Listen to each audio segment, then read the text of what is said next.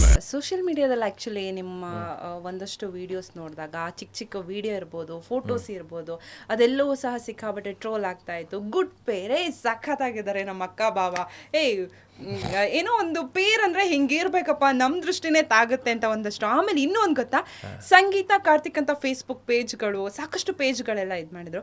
So ಇದನ್ನೆಲ್ಲ ನೋಡಿದಾಗ ಈ ಥರ ಎಲ್ಲ ಹೊರಗಡೆ ಈ ಥರ ಗಾಸಿಪ್ಗಳು ಬಂದಾಗ, ಸಂಗೀತ ಕಾರ್ತಿಕ್ ಮೋಸ್ಟ್ಲಿ ಬಿಗ್ ಬಾಸ್ ಮನೆಯಿಂದ ಬಂದಮೇಲೆ ನೆಕ್ಸ್ಟ್ ಒಳ್ಳೆ ಪೇರ್ ಆಗಬಹುದು ಅಂತೆಲ್ಲ ಗಾಸಿಪ್ ಬರುತ್ತೆ. ಏನು ಹೇಳ್ತೀರಾ, ನಿಮ್ಮ ಫೀಲ್ ಹೇಗಿದೆ ಇದ್ರ ಬಗ್ಗೆ?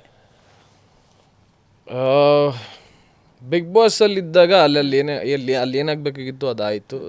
ಜೆನ್ಯೂನ್ ಫೀಲಿಂಗ್, ಒಳ್ಳೆ ಬಾಂಡ್ ಶೇರ್ ಮಾಡಿದ್ವಿ. ಅದಾದಮೇಲೆ ಜೆನ್ಯೂನ್ ಫೀಲಿಂಗ್ ಅವ್ರ ಜೊತೆ ಜಗಳ ಆಯಿತು.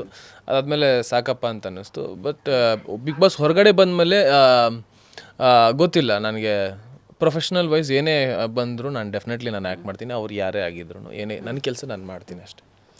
ಆ್ಯಕ್ಚುಲಿ ಹೆಂಗೆ ಗೊತ್ತಾ, ಸ್ಟಾರ್ಟಿಂಗಲ್ಲಿ ಸಂಗೀತ ಅವ್ರ ಜೊತೆ ಇದ್ರಿ, ಆಮೇಲೆ ನಮೃತ ಅವ್ರ ಜೊತೆ ಹೋದ್ರಿ, ಫ್ರೆಂಡ್ಶಿಪ್ ಮಾಡ್ಕೊಂಡ್ರಿ. ಈ ಕಡೆ ಜಗಳ ಆದಮೇಲೆ ಸೊ ಆ ಫ್ರೆಂಡ್ಶಿಪ್ ಮಾಡ್ಕೊಂಡು ಏನೋ ಫ್ರೆಂಡ್ಲಿ ಮೂಮೆಂಟು, ಬಟ್ ಕೈ ಹಿಡ್ಕೊಂಡಿರ್ತೀರ, ಅದು ಹೊರಗಡೆ ಸಿಕ್ಕಾಬಟ್ಟೆ ಟ್ರೋಲ್ ಆಗುತ್ತೆ.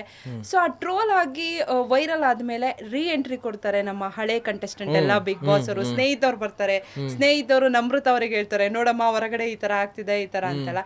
ಆವಾಗ ನಿಮ್ಮಿಬ್ರು ಕಾನ್ವರ್ಸೇಷನ್ ಆಗುತ್ತೆ. ಇದ್ರ ಬಗ್ಗೆ ಏನು ಹೇಳ್ತೀರಾ? ಯಾಕಂದರೆ ಅವ್ರು ಹೇಳ್ತಾರೆ, ಸ್ನೇಹಿತರು ಪರ್ಟಿಕ್ಯುಲರ್ಲಿ ಹೇಳ್ತಾರೆ, ನಮೃತ ಅವರಿಗೆ ತುಂಬ ಗಲೀಜಾಗಿ ಹೊರಗಡೆ ಕಾಣಿಸ್ತಾ ಇದೆ ನಿಮ್ಮಿಬ್ರ ಬಗ್ಗೆ ಅಂತ. ಸೊ ಅವಾಗ ನಿಮ್ಗೆ ಏನು ಅನ್ನಿಸ್ತು? ನಾವು ಯಾವಾಗಲೂ ಹೊರಗೆ ಹೇಗೆ ಕಾಣಿಸ್ತಾ ಇದ್ದೀವಿ ಅನ್ನೋದ್ರ ಬಗ್ಗೆ ಕೆಲವೊಂದು ಸಲ ಯೋಚನೆ ಮಾಡ್ತಿದ್ವಿ. But it was our comfortness ಅಲ್ವಾ ಅಲ್ಟಿಮೇಟ್ಲಿ. ನಾವೇನೋ ಮಾತಾಡ್ತಿದ್ದಾಗ ಕೈ ಹಿಡ್ಕೊಂಡು ಮಾತಾಡ್ತಾ ಇದ್ವಿ. ಒಬ್ಬರು ಫ್ರೆಂಡು ಅವರೇನೋ ಬೇಜಾರಲ್ಲಿದ್ದಾಗ ಅಥವಾ ಅವರೇನೋ ಖುಷಿಲಿದ್ದಾಗ ಕೈ ಹಿಡ್ಕೊಂಡು ಮಾತಾಡೋದ್ರಲ್ಲಿ ತಪ್ಪೇನಿದೆ? ಆ್ಯಂಡ್ ತುಂಬ ಚೆನ್ನಾಗಿ ಮಾತಾಡ್ತಾ ಇದ್ವಿ, ತುಂಬ ಚೆನ್ನಾಗಿ ಕನೆಕ್ಟ್ ಆಗಿದ್ವಿ. ಹೊರಗಡೆಯಿಂದ ಬಂದು ಅದನ್ನು ತುಂಬ ಗಲೀಜಾಗಿ ಕಾಣಿಸ್ತಾ ಇದೆ ಅಂತ, first of all big boss ಮನೆಯೊಳಗೆ ಹೊರಗಡೆ ವಿಚಾರಗಳು ಏನೂ ಗೊತ್ತಾಗಲ್ಲ. ಆ ರೀತಿ ಬಂದು ಹೇಳಿದ್ದೇ ತಪ್ಪು. ಸೊ ಆ ರೀತಿ ಹೇಳಿದಾಗ ಬೇಜಾರಾಯಿತು. ಹೌದಾ, ಹಿಂಗೆಲ್ಲ ಆಗೋಯ್ತಾ, ಅವ್ರದ್ದು ಹೇಗೆ ಕಾಣಿಸ್ತಾ ಇದೆಯೋ, ಒಬ್ಬರು ಹುಡುಗಿ, ಅವ್ರಿಗೆ ಫ್ಯೂಚರ್ ಇರುತ್ತೆ, ಈ ರೀತಿ ಎಲ್ಲ ಕಾಣಿಸ್ಬಾರ್ದು ಅಂತ I felt. And I as sorry also ಒಂದು ಈ ಚಟುವಟಿಕೆಯಲ್ಲಿ. ಆ್ಯಂಡ್ ವೀಕೆಂಡಲ್ಲಿ ಸುದೀಪ್ ಸರ್ ಬಂದು ಹೇಳಿದ್ರು, ಅಗ್ಲಿ ಆದರೆ ನಾವು ಬಂದು ಹೇಳ್ತೀವಿ, ಏನೇ ಇದ್ರು ಬಿಗ್ ಬಾಸ್ ಇದ್ದಾರೆ, ಸೊ ನೀವು ಅದ್ರ ಬಗ್ಗೆ ಯಾಕೆ ತಲೆ ಕೆಡಿಸ್ಕೋತೀರಾ ಅಂತ ಸುದೀಪ್ ಸರ್ ಹೇಳಿದ್ರು. ಆ್ಯಂಡ್ ನಮ್ರತಾ ಕೂಡ ಶಿ ಟೋಲ್ಡ್ ದಟ್ ಎಲ್ಲೂ ನನಗೆ ಕಾರ್ತಿಕಿಂದ ಬ್ಯಾಡ್ ಟಚ್ ಫೀಲ್ ಆಗಿಲ್ಲ ಅಂತ. So we had a genuine bond. We still continue to share the same. Yes, actually ಏನು ಗೊತ್ತಾ, ನಿಮ್ಮಿಬ್ಬರು ಒಂದು ಏನು ನೀವಿಬ್ಬರು ಕಾನ್ವರ್ಸೇಷನ್ ಮಾಡ್ತಾರೆ, ಸಂಗೀತ ಆಮೇಲೆ ನಮೃತ ಆಯಿತು.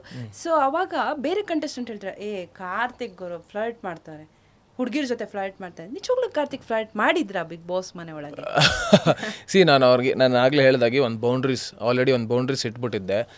ಮುಂಚೆನೇ ಹೇಳ್ಬಿಟ್ಟಿದ್ದೆ ದಟ್ ನೀವು ಯಾವುದನ್ನು ಮನ್ಸಿಗೆ ತಗೊಳ್ಳೋ ಹಾಗಿಲ್ಲ ಅಂತ. ನಮ್ರತ ಕೂಡ ಗೊತ್ತು ಅದು. ಸಂಗೀತ ಆಲ್ಸೋ ಫಸ್ಟ್ 2 ಡೇಸಲ್ಲೇ ಹೇಳ್ಬಿಟ್ಟಿದ್ರು.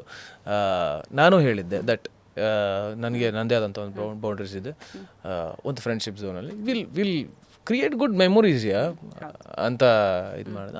ಹಂಗೆ ಮಾತಾಡ್ತಾ ಇದ್ದೆ.